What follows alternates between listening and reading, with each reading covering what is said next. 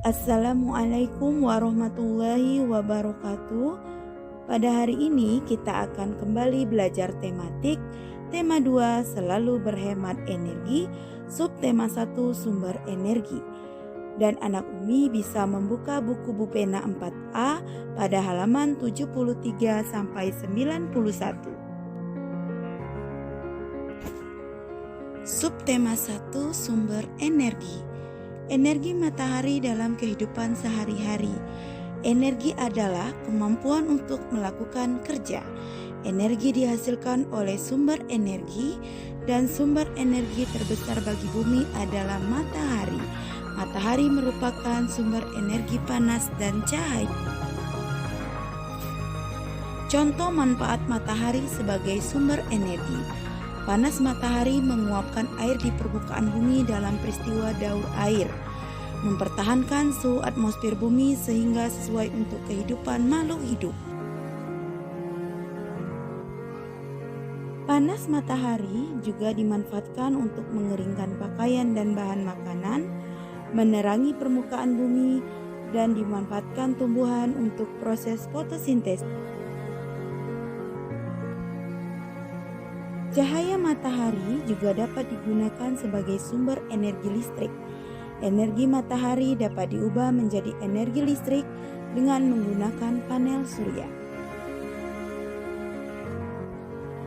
Perubahan energi angin. Angin merupakan udara yang bergerak. Energi angin memiliki banyak manfaat bagi manusia, yaitu sebagai sumber energi bagi pembangkit tenaga listrik. Energi gerak bisa menjadi energi listrik. Pemanfaatan jagung dalam kehidupan sehari-hari. Tanaman jagung merupakan sumber daya alam yang dapat diperbaharui, yang memiliki manfaat sebagai makanan pokok pengganti nasi, sebagai bahan makanan dan bahan kerajinan. Sumber daya alam berdasarkan kondisi alam di Indonesia. Sumber daya alam tersebar di seluruh Indonesia. Sumber daya alam setiap pulau tidak selalu sama, berdasarkan perbedaan kondisi alam. Itu yang membuat sumber daya alam setiap daerah berbeda. Yang pertama, Pulau Sumatera. Di Sumatera banyak pegunungan, budidaya kopi, lada, coklat, tembakau, karet, dan kelapa sawit, kaya akan hasil tambang. Minyak bumi dan batu bara dimanfaatkan untuk bahan bakar. Yang kedua, di Pulau Jawa, memiliki pegunungan, dataran tinggi, dataran rendah, dan pantai. Daerah pegunungan dan dataran tinggi, teh, kopi, dan kina. Dataran rendah persawahan yang tersubur di Indonesia, budidaya ikan laut, rumput laut, pertanian garam, dan penjemuran ikan asin. Yang ketiga, Pulau Kalimantan. Sebagian besar berupa dataran rendah dengan hutan yang lebat. Hutan merupakan habitat alami bagi hewan yang terancam punah. Hutan Kalimantan dimanfaatkan untuk ditanami berbagai sumber daya alam seperti kelapa sawit, karet, dan rotan. Kaya akan hasil tambang seperti minyak bumi dan batu bara. Yang keempat, Pulau Sulawesi. Banyak menghasilkan pala dan jagung. Jagung dimanfaatkan sebagai bahan makanan dan pala sebagai bumbu masakan. Sepanjang pantai Sulawesi dimanfaatkan untuk perkebunan kelapa. Banyak menghasilkan barang tambang seperti aspal yang dimanfaatkan untuk pembuatan jalan. Yang kelima, Pulau Papua. Di Papua, sebagian besar wilayah berupa hutan konversi dan hutan lindung. Sagu merupakan salah satu sumber daya alam Papua yang dimanfaatkan sebagai makanan pokok. Menghasilkan rempah-rempah, hasil tambang sangat beragam seperti tembaga, emas, dan logam. Emas untuk bahan baku pembuatan mata uang dan perhiasan seperti anting, cincin, kalung, dan gelang. Mengolah informasi dalam bentuk pikiran. Mengolah informasi adalah mengolah sumber data berupa gambar atau teks menjadi sebuah informasi yang lebih jelas. Salah satu cara mengolah informasi adalah dengan membuat peta pikiran.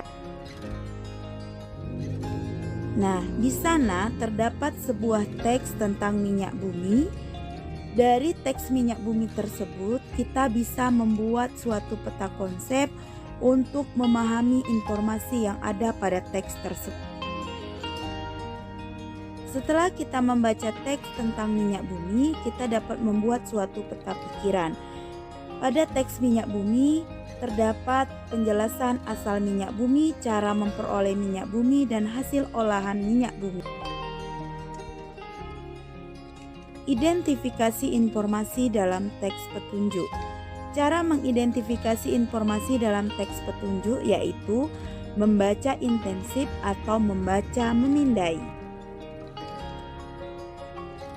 Tinggi dan rendahnya nada. Nada adalah bunyi yang beraturan. Dalam nada terdapat nada tinggi dan nada rendah. Tinggi dan rendahnya nada ditentukan oleh frekuensi bunyi. Urutan tinggi rendah nada disebut dengan tangga nada. Terdapat 7 nada yang menyusun tangga nada dari nada rendah ke nada tinggi.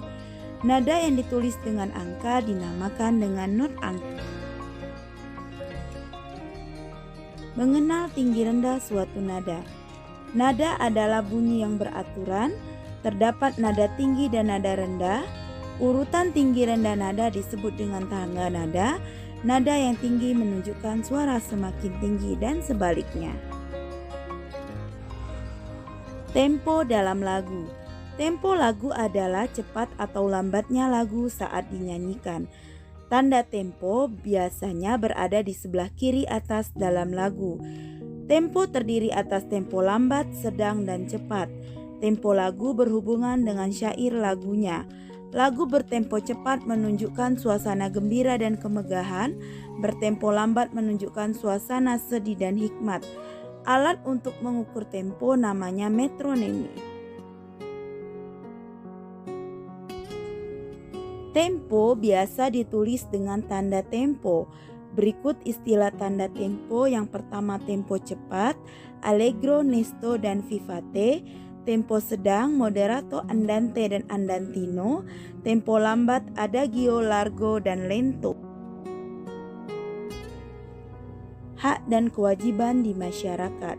Setiap manusia memiliki hak dan kewajiban dalam memanfaatkan sumber daya alam, misalnya air, untuk berbagai keperluan.